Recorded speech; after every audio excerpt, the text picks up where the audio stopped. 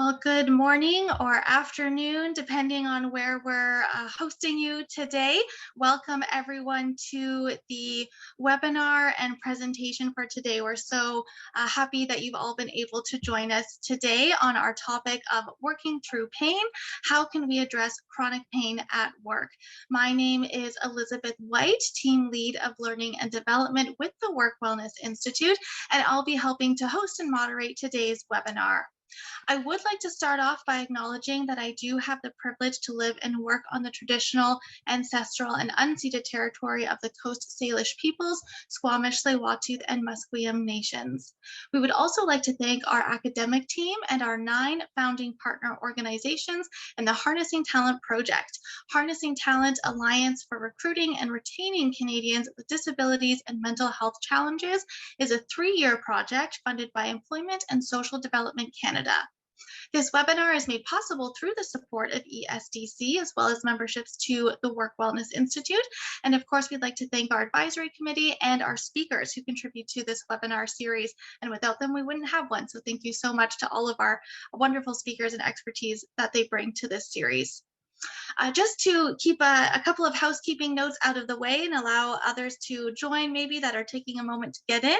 Hopefully at this point you are both able to hear me and see that title slide of the presentation through your computer, or if you chose to use the conference line, hopefully you're still able to hear. We do ask that participants stay muted throughout the presentation, and just a note that you should see a CC function option in the menu bar that's probably at the bottom of your screen, and that's your choice to enable closed captions if that's a need for you. The chat function should also be found at the bottom of your screen where your toolbar is, and that is where you can communicate with us. So if you do end up with any technical issues, please reach out to us through that, as well as if you have questions or comments throughout the presentation, please use that as your communication portal. And you're more than welcome, if a question comes up as we're going through the topic area today, to send it through right away. But just know that we do have a dedicated Q&A at the end of the webinar where we'll be addressing all of your questions. And we do have an FAQ sheet that's gone through the chat already, and hopefully you're all able to see that now, just a little FAQ around Zoom, and hopefully to be able to head off any quick technical questions that might be cropping up for you. One question that might be to your mind already is what happens after the webinar. Once we've ended the webinar today, you will receive an email a little bit after today's event with direct links for the items, as well as presentation materials, links to the presentation, those kinds of things. So that will be provided to you post this webinar event. And if there's any questions that we don't quite get to, we try to include those answers in that as well. And then of course, our presentation is recorded today, and we do also post it through our eCampus and our website. Just a note to our Work Wellness Institute members, just a reminder, you will receive your automatic free certificate of attendance post the presentation as well. So moving on to the main event, thank you so much for paying attention through those few housekeeping notes to start things off. Today, we are excited to have Dr. Gulseren with us today. She works as an assistant professor at the School of Human Resource Management at York University in Toronto, Canada.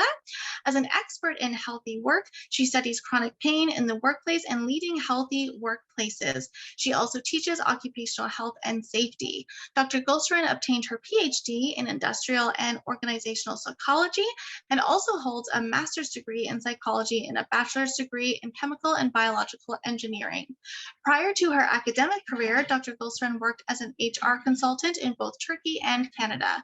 She has published her work in high-impact academic journals, and her research also appeared in various media outlets such as Harvard Business Review, Psychology Today, and Canadian HR Reporter. We're very excited to have you with us today to guide us through such an important topic, and I'm happy to pass things over to you. Thank you again for joining us today. Yeah, thank you very much, Elizabeth, for the introductions. And hello, everyone. It's so nice to see such a crowd today. When I asked Emma with whom I was going to meet today, she sent me a long list of titles of the audience members. And I know that we have people with a background in rehabilitation, psychology, disability management, return to work. We also have attendees from non-pain related backgrounds with an interest in the topic. So it is so nice that we have such a diverse group here today. And as the title page shows, my presentation is about working in pain and how we, by we, I mean both individuals and organizations, can address it efficiently. So Elizabeth has already introduced me. I am an academic who studies chronic pain from an organizational perspective. However, I'm also a person with chronic pain.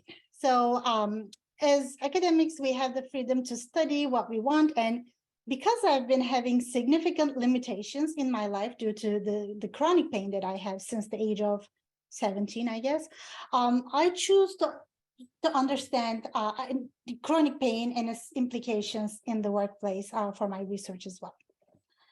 So I have a research program on chronic pain. And for those of you who are not familiar with what research program means, that means I have more than one studies on chronic pain, and I try to understand this issue from multiple angles. So my research program on chronic pain started with understanding the experiences of employees with chronic pain, who are, by the way, still actively, participating in the workforce. And once I identified the main themes, I started investigating the workplace factors that contribute or alleviate pain. After having a better understanding of these key factors, I started inquiring who might be the key players, and, how can make or break pain-related problems. And lastly, and I am closer to the fourth stage these days, I'm trying to come up with solutions and to address the chronic pain in the workplace. And I'm sure you will understand this is the most challenging phase, both for research, but I assume for practice as well. So today I organized my talk in three sections. First, I would like to share what we know about pain. So you can think of this like foundational knowledge that brings all of us to the same page. Then in the second part, I will share some research findings on the personal side of pain. So how do individuals experience pain and what tools does research add to the individual's pain, toolbox on pain. In the last part, I will focus on the organizational aspects because this is my research area, and I will share some insights from my own research. So I will follow up with some recommendations for leaders on how to address this issue, and I will end my talk with a few examples from real-life organizations. So, all right, let's start with covering the basics. So what is pain? We probably know it when we have it, but maybe we haven't defined it before. But how do researchers define it? And Elizabeth, maybe we can share the first question, and we do a interactive activity and try to define pain by selecting keywords that make up the definition. Absolutely. I'll just get that launched right now. So the poll has now launched, and we'll just give everyone a few seconds to get in some answers.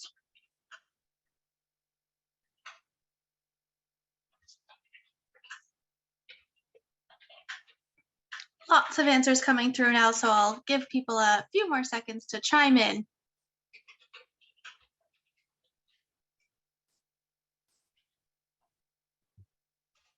And I must admit that I used a random word generator to come up with some of those words. All right, it looks like we're slowing down, so I might just give about 5 seconds and I'll end it so we can share with the group. All right, perfect. And share the results to the screen. Yeah, so we have unpleasant, 97%, sensory experience, emotions, tissue damage, and perception. Excellent. So this was where I wanted to emphasize. So that's all great answers. Excellent.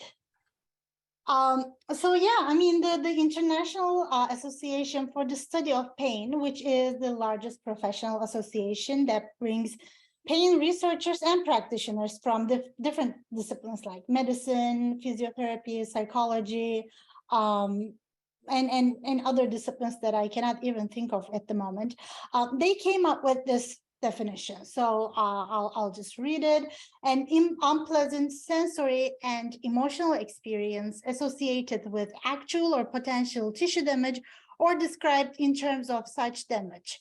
So here I would like you to focus on the words in bold: sensory, emotional, actual, or perceptual. And another source, DSM, which is the manual clinical psychologist consults with diagnostic related questions. They also have a category labeled as pain disorder. So this term refers to experiencing pain for a prolonged period of time. So it's living with chronic pain, basically. But pain disorder is thought to be closely related to social and psychological factors. So these definitions tells us that pain is indeed a subjective experience. It has a lot to do with how we perceive pain, how we think about pain, and the world around us, basically. So in many instances, our pain goes away after a period of time, but in some cases, no matter what we do, that pain stays with us. And we refer to such instances as chronic pain. So medical researchers define chronic pain as pain lasting longer than the usual healing time. And in some cases, this can be the pain that remains with us even after the tissue damage assumed to be behind the pain, which I will get in a minute. There's, tissue damage does not have to be there for us to feel pain, but so yeah, the tissue damage behind us, behind the pain, our pain can be healed, but the perception or the sensation of pain still can be with us for a long time. So chronic pain can be in many forms or shapes. For instance, it can be a constant pain that we feel at any given time, like a dull shoulder pain. Or it can be a periodic pain that comes and goes in certain periods, like period cramps, many women may experience. And it can also be recurring pain, so that, visits you from time to time, like migraines. So in many cases, chronic pain can also be permanent. So besides, being constant, periodic, or recurring, it can be a permanent experience as well. So statistics tell us that pain, of course, is not a Canadian problem only, although depending on how it's measured, the prevalence rates may show some differences among countries. In some countries, the national statistics define pain as pain lasting longer than 6 months. So in those cases, we have, lower prevalence rates. In other countries, it can be pain lasting longer than 3 months. So we may have a larger body of people reporting chronic pain. But nevertheless, chronic pain is a global problem that is recognized as an epidemic by the World Health Organization. So this is, and like recent statistics show that, especially after COVID and all the healthcare related challenges that come with it, this will be a bigger concern in the future. And more importantly, in the workplace, chronic pain is experienced at a higher rate than general population, because we expect that it is going to be even more prevalent due to like aging workforce, hardening work conditions, and longer work hours. So let's do another poll. Elizabeth, do you mind sharing the second poll as well? Absolutely. Let me just get that going. And it's launched now. So any second we'll start getting those answers in. Thank you. So this time, let's play a guessing game about the prevalence rates in Canada. So what is the prevalence rate of chronic pain? What can be the prevalence rate of chronic pain in Canada? The answers are streaming through, so I'll give people a few seconds more here to get those answers in.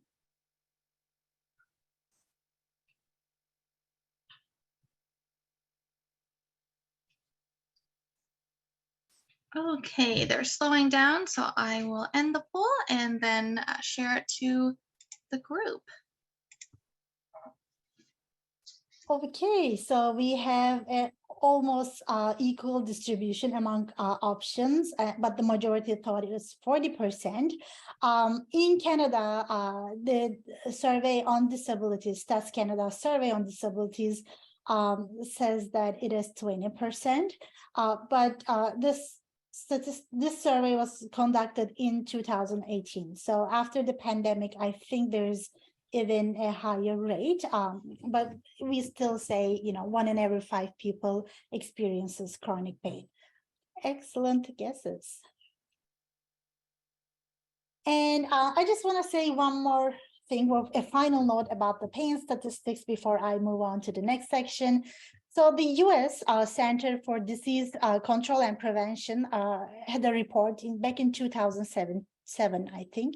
And they said that the total number of chronic pain cases in the United States was indeed bigger than the diabetes, cardiovascular diseases, and cancer combined. So all I'm trying to say here is that this is a huge problem. This is a common problem. This is a global problem, and it needs our attention. So, all right, why do we care about chronic pain? Well, we care because it's an unpleasant sensation for sure, but we also care because such an unpleasant sensation can cause further problems in our everyday lives and works. So the most common undesirable outcomes of pain are increased degrees of mental disorders, such as depression or anxiety, decrements in the quality of life and everyday activities, disrupted relationships as a result of social withdrawal or emotional challenges that come with pain. And lastly, and this is becoming an even a more significant concern in the healthcare domain, which is opioid dependence as a result of pain management efforts. So while some interventions target reducing the chronic pain, some others aim at reducing the undesirable outcomes of pain. So we can either control the pain or control the outcomes of pain, so that pain becomes less of an issue in people's lives. So such interventions that focus on improving the outcomes of pain can also offer some hope in reducing the pain as well. So for instance, I would like to zoom into the relationship between mental health problems and pain a little bit, because mental health problems are established as a leading correlate of chronic pain. So research shows us that this relationship is indeed a chicken and an egg problem. So people with heightened levels of mental health problems, such as anxiety and depression, are more prone to feel pain, experience pain, chronic pain. And people who experience chronic pain are more inclined to experience mental health problems such as depression and anxiety. So any intervention that breaks this bidirectional link bears the potential of helping the other. So researchers, particularly medical researchers, used to believe that pain was a result of tissue damage. But more than 2 decades ago, this assumption was indeed replaced with the biopsychosocial model, which you see on the slide. So this model argues that pain that we feel has 3 contributors. So biological aspects, such as illnesses we may have, or genetic tendencies we might have, the social components, such as who we interact with, who are our support networks, whether we have support networks or not, and psychological aspects, such as what we think about pain and how we feel the pain. So, our thoughts and emotions about pain. So this model has received a significant degree of support in the research domain, and this is still considered as the golden model in pain. So again, when we zoom into the research on the psychological and social aspects, we see a few commonly occurring themes. So the first one, and perhaps the most dominant theme, is the fear of pain. So fear of pain refers to, or we can define it, how much individuals are scared of having a painful episode in the future. So you can think of this as having a painful episode and worrying that it will never go away, or it will even become worse over time. So this concept is, as you can see, is not about the pain we are experiencing today, but it is about the possible painful episode in the future. So studies have shown that the fear of pain is indeed more strongly associated with negative outcomes than the actual and current pain itself. So this is important because when individuals with pain have assurance, pain doesn't go away, but it becomes less of a problem. And in some cases, the fear can become very extreme, and that's what we mean by pain catastrophizing. And in relation to this theme, accepting the pain as a part of everyone's life, pain acceptance, changes the direction of the outcomes from negative to either to positive or at least less negative. The diagram, the figure that you see on the slide, maybe some of you are familiar with it. It shows how our thoughts about pain lead to undesirable outcomes of pain. So simply when we are fearful or, fearful of having more pain in the future, and we may avoid engaging in activities that we think may cause pain. So I'll give an example because I am having a severe back pain today and I went for a long walk this morning, even though we are expecting a snowstorm in Toronto. If I was fearful about having more pain tonight because of walking more, I might have decided not to go for a walk and choose to rest instead. And if I did this every day for a year, for 2 years, for 3 years, if I avoided, engaging in activities that I thought might be associated with pain, over time, because of the use or lose it principle, I might have end up being in more pain and more fear and more mental and physical disability. So this cycle or this figure shows that fear avoidance relationships. So in the light of all these knowledge, research shows the interventions that you see on the slide can be effective at the individual level. So, and because pain is a subjective experience, different combinations of those interventions might work for different people at different degrees. Medical interventions address the biological side mostly, but they can also address the psychosocial side as well of the biopsychosocial model. Psychotherapy that focuses on the fear and the acceptance of pain, such as the cognitive behavioral therapy or acceptance compassion therapy, address the psychological side of the biopsychosocial model. Lifestyle changes can be considered as a part of the social solutions, and self-care can be defined as the cocktail of these interventions that works for the individuals. So the literature is full of self-management interventions that teach employees with pain how they can find solutions to their pain individually. And some of those interventions work, some don't. But there are lots of different options in terms of approaching pain at the individual level. So, all right, I spent too much time on the personal aspects of pain. I'll say a few more words and then I'll move on to the organizational side of the issue. So first, in many publications, researchers use pain and pain disability interchangeably. And just because you have pain doesn't make you a person with disability. So we have the social model of disability, in addition to, I'll say, the medical model of disability. And this tells us health impairments, including pain, can become a disability when the world around us ignores our health-related needs.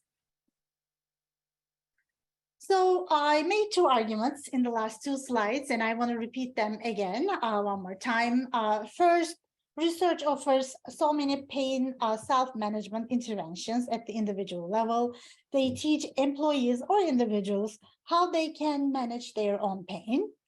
And two, the extant research mostly assumes that pain is a disability. However, the social model of disability tells us that pain turns into a disability when systems we are in ignores our needs.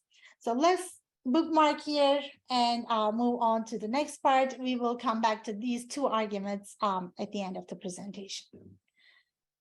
All right, so let's move on to the organizational side of the story. So mismanaged pain is an issue for organizations because chronic pain is associated with a number of unfavorable work outcomes like increased absenteeism, increased presenteeism, and performance issues. And besides these indirect ways, organizations also pay the cost of chronic pain through more direct means like insurance claims or disability-related litigation costs.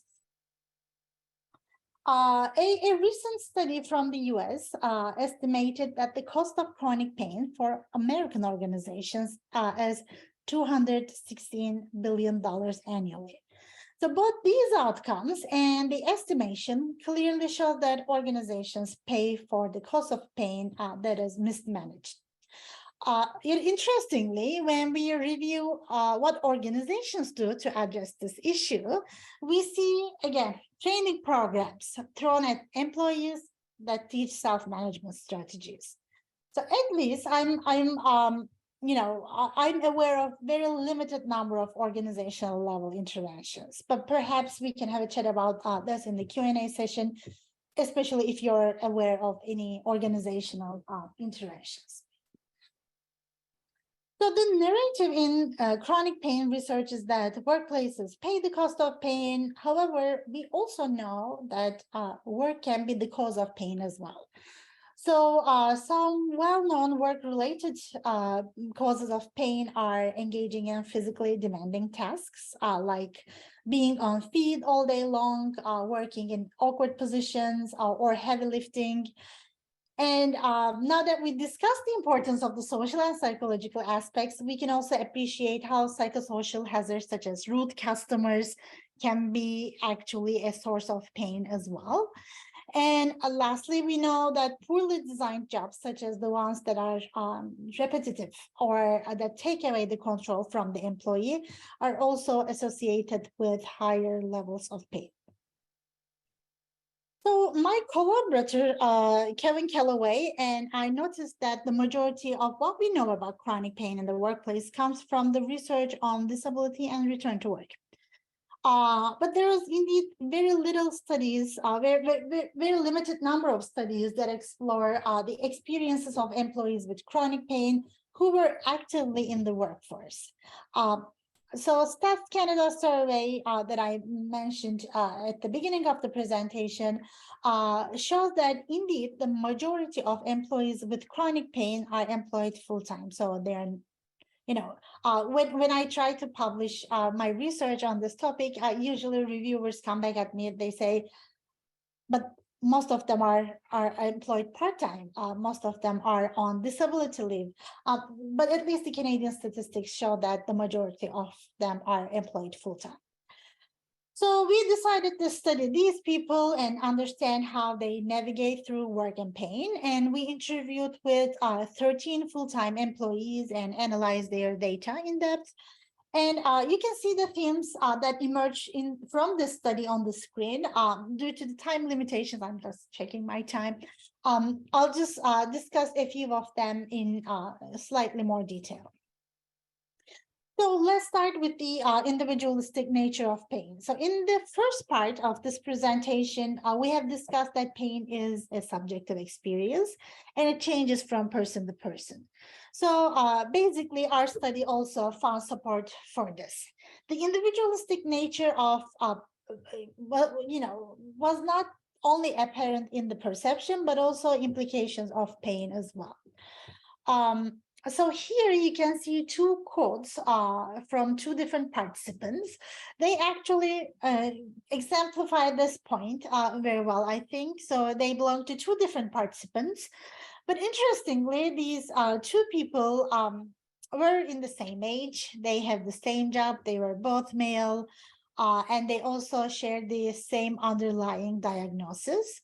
However, like while sitting was painful for one of them, the other one experienced pain while standing up. So this point is particularly important for developing interventions. In other words, this tells us the workplace interventions on pain should at least consider the individualistic nature of this experience and allow some degree of flexibility. So the second theme was on disruption of work tasks, and I think this is not surprising for many of you. So employees had to give a voluntary or involuntary break because of their pain, or they avoided some work-related activities due to pain. For instance, the participant who shared the quote that you see on the slide was a pharmaceutical salesperson, and his job involved driving to customer sites across the province, and he avoided driving long distances just because of his pain. Communication was also an important theme in this data set. So whether to disclose or conceal the pain was an important decision for employees. So while some of them did not want their coworkers or supervisors know about their pain, some others needed to share for various reasons, such as seeking support or being eligible for certain accommodations. For instance, the participant who shared the very first quote that you see on the screen was in his 50s, and he thought sharing his pain would make him look weaker.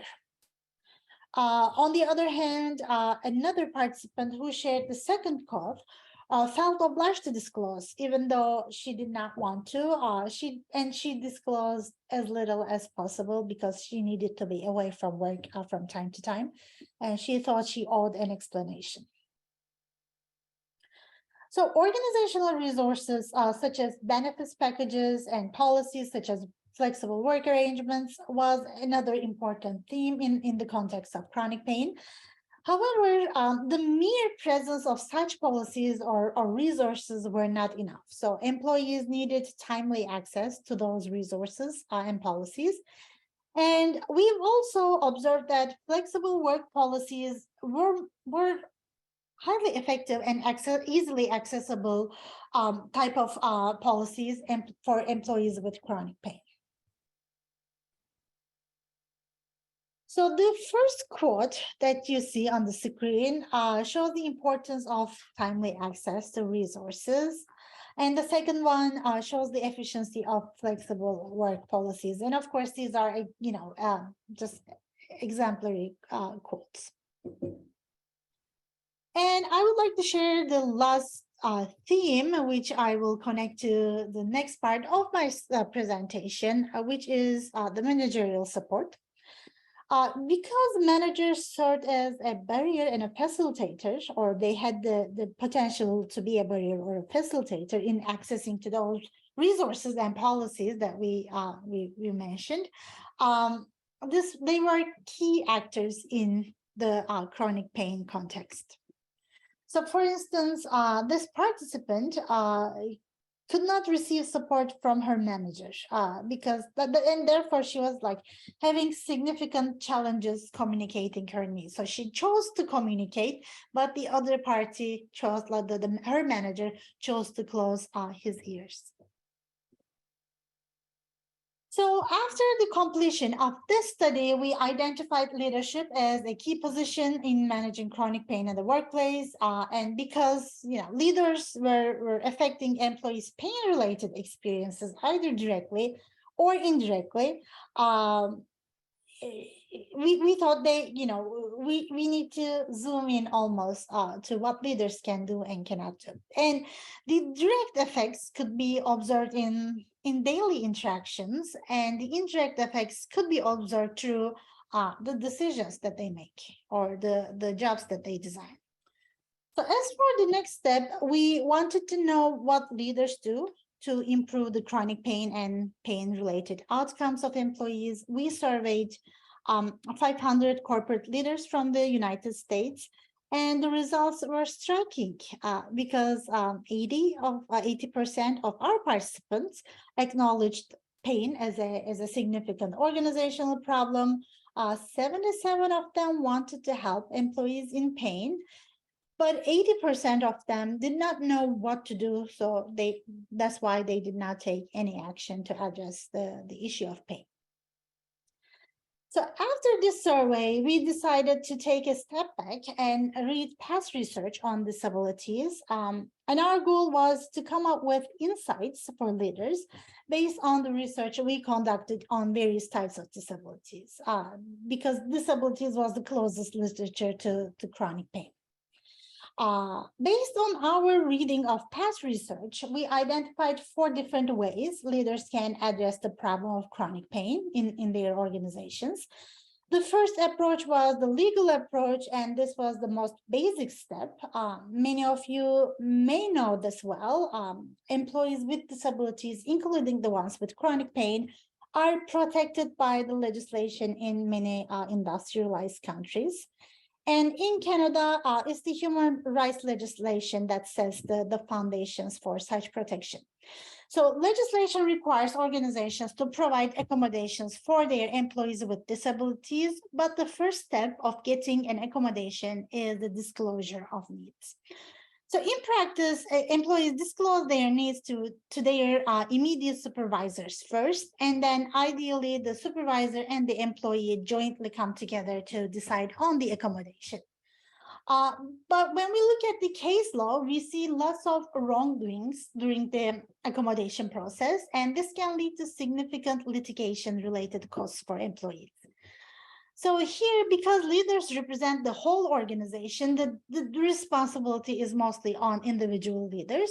So they should have a good understanding of the disability-related legislation, and they should also follow the proper steps to avoid any legal troubles.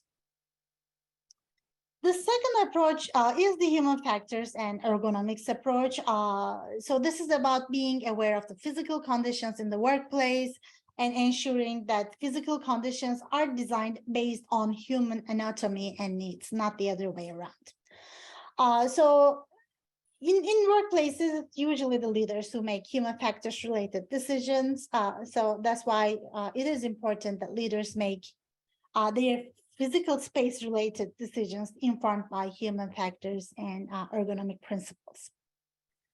The third approach pertains to job design. So it involves making decisions on the various aspects of jobs, including the skills that employees will use, the autonomy that they will have over certain decisions or all decisions, relationships between different employees, and as well as the scope and the depth of their jobs.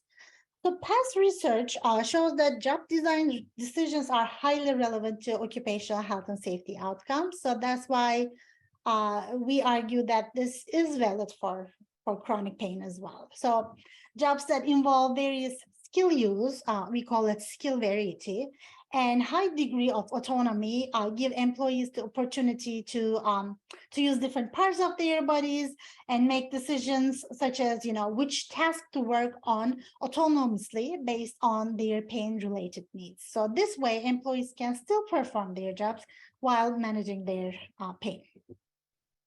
And lastly, we have discussed in more detail today, so I will not, give repeat this again. But leaders can adopt a psychosocial approach to address chronic pain in the workplace, and in the leadership context, the psychosocial approach refers to creating psychologically and socially healthy and safe workplaces. So some examples can include minimizing work-related stressors, showing respectful behaviors towards one another, or cultivating positive relationships in the workplace. So because I am running out of my time, I'll just, go faster. There's still a few minutes, so not to worry. Not to worry. You got a few minutes. Excellent. Thank you. That relieves me. Great. So In the light of these four approaches, I would like to offer some recommendations for leaders who would like to address the chronic issue of chronic pain in the workplace. But please note that this is not an exhaustive list. We can come up with more recommendations in the question and answer session as well. So for leaders who would like to take a legal approach, my first and foremost recommendation would be to learn the legislation in your jurisdiction.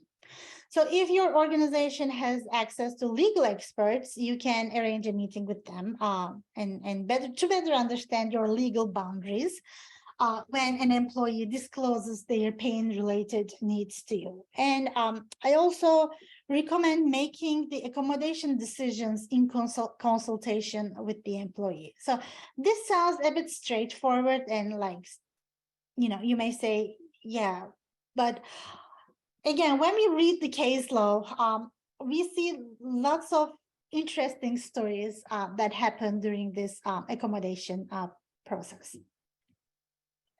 So for leaders who might find ergonomics and human factors approach more relevant to their work context, I can recommend having an ergonomics specialist conduct a comprehensive assessment of the physical workspace. But in many cases, leaders indeed have such assessments done, but they do not follow up with the recommendations. So my suggestion would be to consider a complete redesign of the physical work environment. Sometimes solutions as simple as moving a machinery up to an easily reachable level can be very effective. And I cannot overemphasize the importance of giving autonomy to employees. So autonomy and control are well established and free solutions to various health and safety related issues. In my own research as well, so I use data collected from millions of employees in 16 different European countries from all types of jobs that you can imagine. And I found that job control buffers that strong relationship between physical work demands and pain. So if you give employees control, they can better manage their needs. And thanks to the pandemic, we also have started seeing more flexible work solutions being implemented widely, and incorporating flexibility into jobs can also be a helpful and somewhat cheap solution to the job design approach. So, well, we can come up with a long list of actions leaders can take in the psychosocial approach. I'll just list, initiating an open dialogue on pain and normalizing pain on top of my list. But also trusting employees who disclose their pain is extremely important. And again, we should remember that pain is a subjective experience. So if your employee says that they are in pain, they are in pain. So in the last part of my presentation, I would like to draw 3 organizational examples of chronic pain initiatives. So the first one, the first example comes from the US Foods. So this is a large-scale food supplier in the United States, and they partnered up with a digital health organization, and they implemented a comprehensive program for musculoskeletal health. And so the program combined exercise therapy, mental health counseling, coaching, and the results showed a 50% decline in their back and neck pain related expenditures. And they also saw a 55% decline in invasive surgery demands. So I shared a report detailing this initiative with Elizabeth. It's published in the Harvard Business Review. You can learn more about the details of this program in the report. And I just want to note that this is a sponsored content. So just so you know. And by the way, it's not my sponsored content, but US Food and the digital healthcare company that they partnered up with sponsored Harvard Business Review. So in the second example, I will give I mean, a very good example from the East Coast. So this is our very own Dalhousie University. So a group of employees initiated a pain support group, and I actually was it was in Halifax when they started this initiative, and I mean, I did not participate, but I had a chance to talk to people who attended. So interested employees got together once a week to talk about their pain and pain management. Compared to the US Foods program, of course, this initiative was way cheaper or even free, but we don't have any data on the effectiveness of the initiative. And the last organizational example I'll share today comes from the US Armed Forces. So this is a very high-risk occupational group, and it's a highly resourceful organization. So they need and can afford to develop a large-scale, multidisciplinary, extensive chronic pain programs. And their results are promising. Again, I cannot see the chat box, but Elizabeth might have already shared the link to their report. So you can read it for more details. So that concludes my presentation. I really enjoyed meeting with you this morning, well, morning in Vancouver. Before we close this part, I would like to make a quick announcement with your permission. So we will start a new project on how organizational justice perceptions can relate to chronic pain in the workplace. And we are seeking employees with chronic pain. We want to interview them about their experiences. And we would like to offer a $20 Amazon gift card as a way of saying thank you. So please feel free to get in touch with me, or if you or someone you know might be interested, you can see my contact information on the screen. And lastly, I am very curious to hear your feedback. So please share anything you found new or interesting in today's presentation. You may want to share it in the chat box, and I would love to read them. So thank you very much.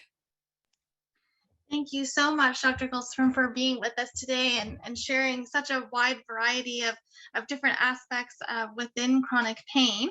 So I'll definitely speak to the audience just for a quick minute to remind that the chat box is there for you to send through, whether it's questions on the presentation, as Dr. Gulseren just mentioned, if there's thoughts or experiences or comments you would like to share, as well as I know at the beginning of the presentation, you also mentioned the opportunity to speak to any organizational or other kind of interventions that you may have experienced or have in your workplace that have been successful to share in the group. So I'll let everyone kind of chew on that for a brief minute and see what comes through the chat, and also can confirm the links have been shared in the chat as well, those couple of reports you've just mentioned. So that is there too. But just to kick things off, we'll kick things off with a question we've already received, and this is around chronic pain and those who are younger, as there is perhaps a perception that chronic pain is associated with an older generation or an older age. So is there anything that you've seen or would like to speak to around those who are younger age but experience chronic pain, and they might not be taken as seriously when they are communicating or choosing to disclose, and just speaking to that experience from your research or other resources? That's an excellent question. I mean, if you are talking about younger people in the workplace, there is actually another subdiscipline within our field, and they focus on young worker safety. So we know that young workers are one of the highest, maybe the highest risk group for occupational injuries and safety related issues. And the chronic pain is one of those safety issues. So we know that they are at a higher risk for various reasons. One of them, as you suggested, it is not being taken seriously. But we also know that young people may have high degrees of self-confidence. They may not, offered occupational health and safety training properly, so they may not have. They may engage in more precarious work or temporary work, so they may not be taken seriously. So there's a whole lot of reasons to why young workers may be indeed at more risk for pain, Mhm. or at least this is a intuitively unexpected population. But besides the workplace, we know in from the general chronic pain literature, pediatric pain is a huge area, and we know that kids with cancer, like young kids, I'm talking about like 3 or 4 years old, who are unable to speak but suffer from serious degrees of pain. This is an entirely different field, but there are lots of research going on in that field. So if this is something that you might want to know more about, pediatric pain is the keyword you should be using in your Google search page. No, thank you for that. And I think it also comes to where you were talking at the end around that trust, right? That trust that's built to disclose, but trust that's built that when it's presented to you, that you move it forward and trust what they're saying, and there isn't that perhaps back and forth that might come out of potential fear or misunderstanding. The chat has lit up with quite a few comments and a couple questions in there, so I'll definitely take the time to let you know that there is a lovely fans out there saying thank you for the presentation, and that we have someone that follows your work as well as Dr. Calloway's quite closely, and they're also an organizational behavior graduate, and a sufferer with chronic pain. So that's wonderful to know there. Excellent presentation. Another fan out there, and I'll answer this question. Absolutely, the presentation materials will be provided to all of our participants today post-event, so just give us a few days to turn that around to you. We have a question here. Do you think that one with chronic pain should disclose it as a disability before they are hired? There seems to often be an implicit bias against those with disabilities. So looking for what you've seen, recommendations around where that disclosure conversation might be most beneficial. Yeah, this is a question that comes up actually a lot, or at least I'm being asked. So I cannot give an answer to whether you should or you can do it at this stage or that stage, because this is a highly personal decision, and it depends on the person. But I know many people choose, again, this is not something that I'm endorsing or discouraging, but just the fact that I know from people that I talk to, at least, they prefer to disclose it post-hire because legislation protects employees who have been hired. So the minute you disclose your pain as an employee of the organization, and you don't even need to disclose the reason, you don't even need to disclose the diagnosis, but disclosing your needs due to disability to your organization, they are legally bounded to provide you accommodation. So that's why many people choose post-hire, because they fear that they may not have such a protection in the pre-hire stage, or they may not know if that's the reason why they are not accepted for the position. Disclosure is such a rich conversation. There's so many layers, and I know the different experiences from visible versus invisible disabilities and all of those things. So it's such a layered conversation to have. A couple other notes that we have in here, just finding the US food example really helpful and kind of hopeful that this will propel other organizations seeing the evidence, seeing what it does, to actively work towards that. Another participant that's an occupational therapist. So again, terrific presentation, and they work with the Canadian Armed Forces. So just noting the invaluable work around chronic pain, injury-related issues, all of those wonderful things. Lots of thank yous and presentations. And then another question in here, any ideas on finding well-paid work, well-valued work where you're respected as an equal, but also able to work part-time, kind of bringing in that option of working part-time and still seeing as a valued and equal member of the work group for someone with that disability? Mm-hmm. Well, I mean, that's a very good question. I don't have the answer top of my head, but we are a community here today, so maybe there are other participants who may have an answer to this question. But yeah, I mean, I understand the question. Being respected and having a decent job is that meets our needs is something that everyone deserves. Yeah. Yeah, absolutely. So looking into another couple of questions. So as you've mentioned throughout the presentation, chronic pain is something that needs to be managed usually on multiple levels, whether that is physical or it's also the mental health components, all of these different things. And some of the time that can require quite a lot of appointment time or time away, and just kind of handling that kind of a situation within an organization, within an employment landscape, to provide that ability, and to manage that, and while also balancing the needs of the employer. Mm-hmm, mm-hmm. Yeah, that's a great question. And we usually, you know, being able to attend frequent doctor appointments can be a part of the accommodation that you come up with your organization.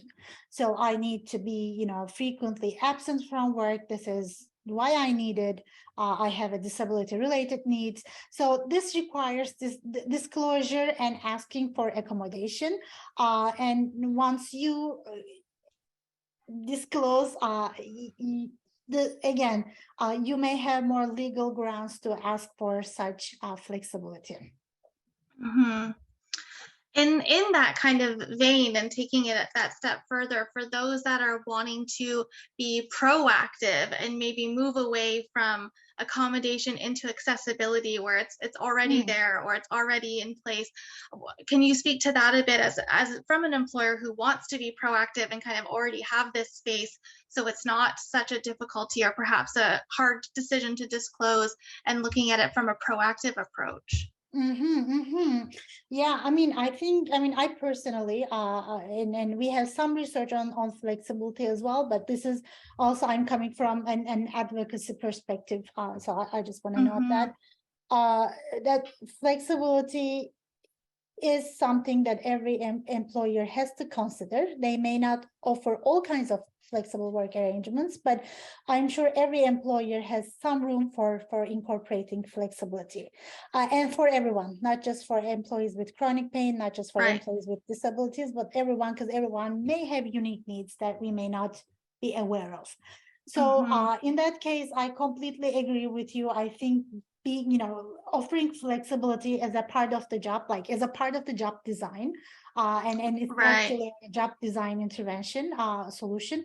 Um, it is a proactive approach. So this way, employees may not even need to disclose their condition to you or their needs to you. They Mm-hmm. can just take the time or space when they need, and they can still be, because you already incorporate that, a possibility into the design of the job. Right. They can still work. Mm-hmm, mm-hmm. Absolutely. It's a good point. And it's, again, one of those principles that serves everyone. It's not necessarily just a particular group. And what benefits could we reap if we went that route, that everyone can feel that value and that flexibility in the workplace. Just to end here, because we're already at the top of the hour, we just have a note around the pandemic and how it's changed the workscape, and hopefulness there in terms of the improvement for employees with disabilities. So just wanting to close to get some thoughts, as you mentioned too, the pandemic did provide, some unexpected ways of being flexible and things like that, but curious around the sustainability that perhaps has been seen around that, and that the flexibility is maintained post kind of that core time of the pandemic, or if things are moving in one direction or another. Yeah. Mm-hmm. I mean, I agree. Mm-hmm. Wonderful. Well, we are at 11 o'clock already, or in Vancouver, I should say. So we're at the top of the hour. It's been great conversations. Wonderful to see all of the comments and the and the commitment to this important topic and all of the experiences and thanks that were shared through the chat today. Just a couple of closing notes so everyone is aware. I will repeat once again that all of the presentation materials are available to you. We will have a post communication to all participants today, but we also have our eCampus and our Work Wellness Institute website where you can see our educational resources that are created for public access. A quick note to our members again, the Work Wellness Institute members, you will receive a free certificate of attendance. And if that's perking your ear of what is a WWI or Work Wellness Institute membership and how can I get involved, please go to the workwellnessinstitute.org website, go to the Join Us section, and that's where you will see all of the benefits and how you're able to sign up today. Once the session has ended, we do ask that you complete our evaluation survey. You will be directed to it once we end the session today, but it may pop up as a notification that you're getting directed somewhere else. So please click through that kind of third-party direction to complete that survey for us. We really appreciate you taking a couple minutes of your time to ensure that our resources continue to be relevant to our audiences. And to find our full programming of educational resources, again, that website is there for you, and in particular the courses or resources section of our website is where we house all of our educational resources. And just to a note to you, if you're interested in what's coming up next for you, we do have a live virtually held again workshop on January 31st, just in a couple of days, next week actually, it's next week already, on recruiting and hiring people living with disabilities. And then our next webinar is being held on Wednesday, February 8th, again at the 10 a.m. time slot if you're in Pacific time zone, on building workplaces where neurodivergent workers can thrive. So thank you again to our audience for tuning in and staying along with us through our presentation today. And thank you to Dr. Gulseren for sharing your expertise and being part of such a thoughtful presentation and discussion today. Oh, thank you very much for inviting me. And also I thank everyone for their kind messages. It made my day. Thank you. Wonderful. Thank you so much. And we hope to see you all very soon. Have a great rest of your day. Bye.